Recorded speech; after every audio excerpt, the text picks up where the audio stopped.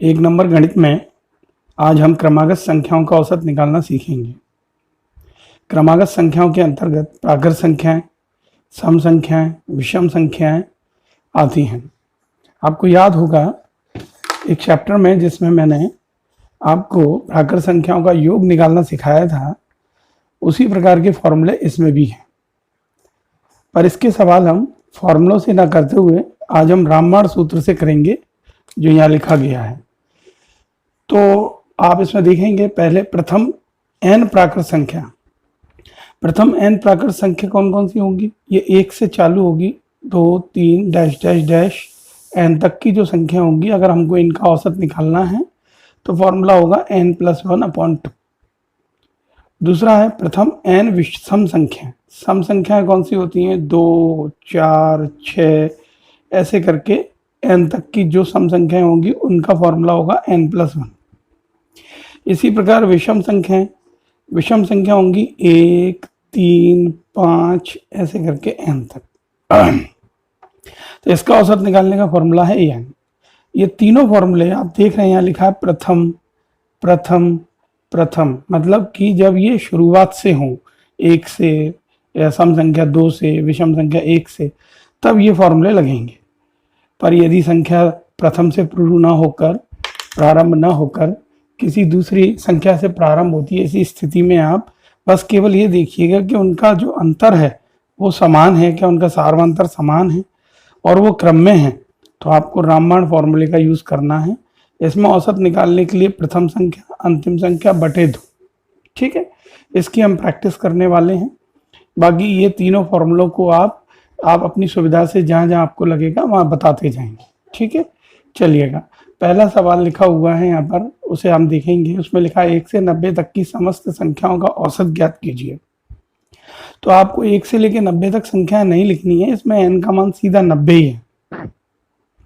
तो अगर आप इस फॉर्मूले को लगाते हो तो सूत्र विधि से क्या हो जाएगा आपके सामने? तो सूत्र से आपने औसत निकाला आपने, तो सूत्र विधि में आपको मालूम पड़ गया कि n इसका 90 था, तो फॉर्मूले में 90 + 1/2, तो यह आ जाएगा 91/2 यानी कि 45.5। इसका आंसर आ गया। बट यदि आप रामबाण से करना चाहते हैं तो रामबाण से आपको बताया गया, रामबाण से औसत निकालने के लिए आपको पहली संख्या लेनी होगी। तो पहली संख्या है 1 और अंतिम संख्या है 90/2। आप देखेंगे 91/2 ही आ गया, तो ये 45/5 आ गया। मतलब आप रामबाण लगाते हैं तो आपको इस बात का ध्यान नहीं रखना है कि इसमें n कितने हैं, पर जब आप प्रथम औसत वाले सवाल देखेंगे उसमें n का ध्यान रखना पड़ता है। अगले सवाल में देखिए 50 से 120 तक की संख्याओं का औसत ज्ञात कीजिए। अब यहाँ n निकालने में आपको दिक्कत आएगी, तो इसलिए आप सीधा रामबाण फॉर्मूले का यूज किए, तो रामबाण विधि का यूज कर रहे हैं। तो रामबाण औसत निकालने के लिए आप क्या करेंगे? पहली संख्या 50, आखिरी संख्या 120/2 करेंगे। आप इसे सॉल्व करेंगे तो 170/2 कैंसिल आउट करेंगे तो 85 आएगा। तो इस तरीके से ये इसका आंसर आ गया, ठीक है। तीसरे में कहा गया है 2 से 88 तक की समस्त सम संख्याओं का औसत ज्ञात कीजिए। चूंकि सम संख्या 2 से ही चालू होती हैं तो इसमें आप सूत्र चाहे तो प्रयोग लगा सकते हैं, पर इसमें n कितना है तो आपको बताया गया 1 से 100 तक की गिनती में आधे सम आधे विषम। इसी प्रकार से 2 से 88 तक की गिनती के अंदर आपको 88 में इसका n निकालना पड़ेगा पहले आपको। तो 88 में आप 2 का डिवाइड दे दीजिए, तो आपके पास n कितना आ गया? 44 आ गया। अब आप सूत्र का प्रयोग करिए। तो सूत्र विधि से आप अगर औसत निकालते हैं, चूंकि ये सम है तो इसका फॉर्मूला होता है n+1 और n की जगह आपने 44 रखा, 44 और 1 45। चूंकि फॉर्मूला आपको एग्जाम में याद नहीं रहता है इसलिए रामबाण बेस्ट रहता है। तो आप रामबाण सूत्र का यूज करिएगा। तो यहाँ रामबाण आपसे कह रहा है, रामबाण औसत लगाइएगा।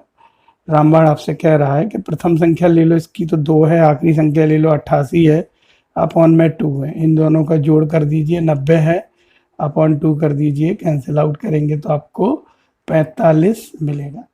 तो मेरे हिसाब से आप रामबाण का सदुपयोग करिए बार बार, ठीक है। मैं आपको अगला सवाल बता रहा हूँ। अगले प्रश्न में 120 से 248 तक की समस्त सम संख्याओं का औसत ज्ञात कीजिए। तो आपको रामबाण औसत लगाना है, सीधी बात है। तो आप औसत निकालने के लिए क्या करेंगे?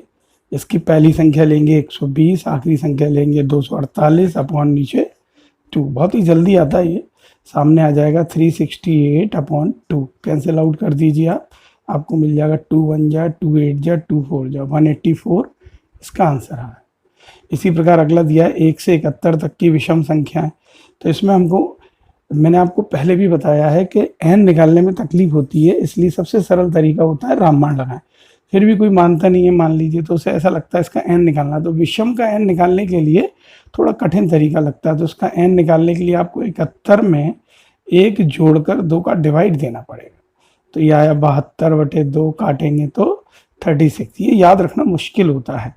अब आप इसमें सूत्र लगाते हैं। आपको पहले विषम का सूत्र याद होना चाहिए, वो सूत्र होता है n। n का मान आपके पास 36 है, तो इसका आंसर कितना आ गया 36। पर रामबाण क्या कहता है, अब आप रामबाण देखिए। रामबाण में आपको कुछ नहीं करना है, केवल पहली संख्या उठाइएगा। तो पहली संख्या आपके पास है 1, आखिरी संख्या 71 अपॉन नीचे 2। सॉल्व करिए, 72 अपॉन 2 काटेंगे तो 36। तो मेरे हिसाब से आप रामबाण से ज़्यादा अपने आप को सरल महसूस कर रहे होंगे। तो रामबाण का प्रयोग करने से आपको जल्दी। अगला सवाल भी इसी तरीके से देखते हैं फटाफट से। तो इसमें रामबाण औसत लगाते हैं हम। तो रामबाण औसत का फॉर्मूला हो जाएगा, ये रामबाण शब्दावली मैं यूज़ करता हूँ, मैथ्स में कहीं पर नहीं है, ठीक है ना। ये आ जाएगा 51 + 137 अपॉन नीचे 2। इसे सॉल्व करिए जल्दी से। सॉरी, 188 आ जाएगा अपॉन में 2, कैंसिल आउट कर दीजिएगा 94।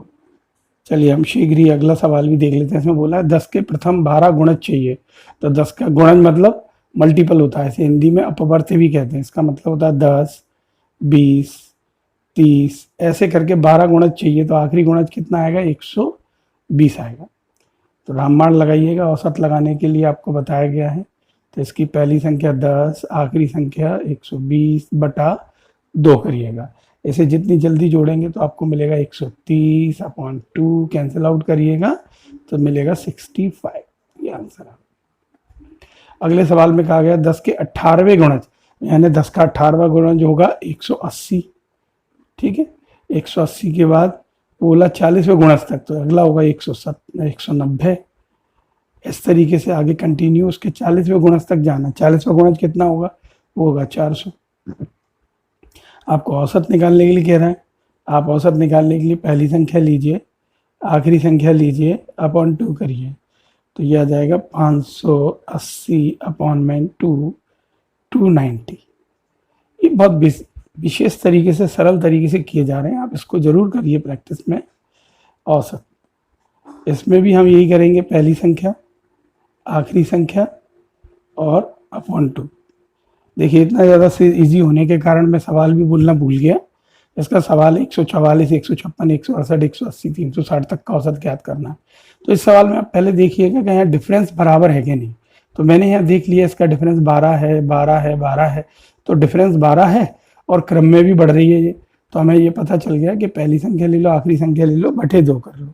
तो हमने जब इन दोनों को जोड़ा तो हमारे पास इसका जोड़ आ जाएगा 504। जोड़ के देख लीजिएगा, बिल्कुल 2 से डिवाइड दीजिए तो 2 दूनी 4, 2 पंजे 10 और 2 दूनी 4, 252 इसका आंसर होगा। तो एक छोटा सा चैप्टर था, इसकी प्रैक्टिस कीजिएगा, इससे भी आपको एक ही नंबर मिलेगा। ठीक है, धन्यवाद।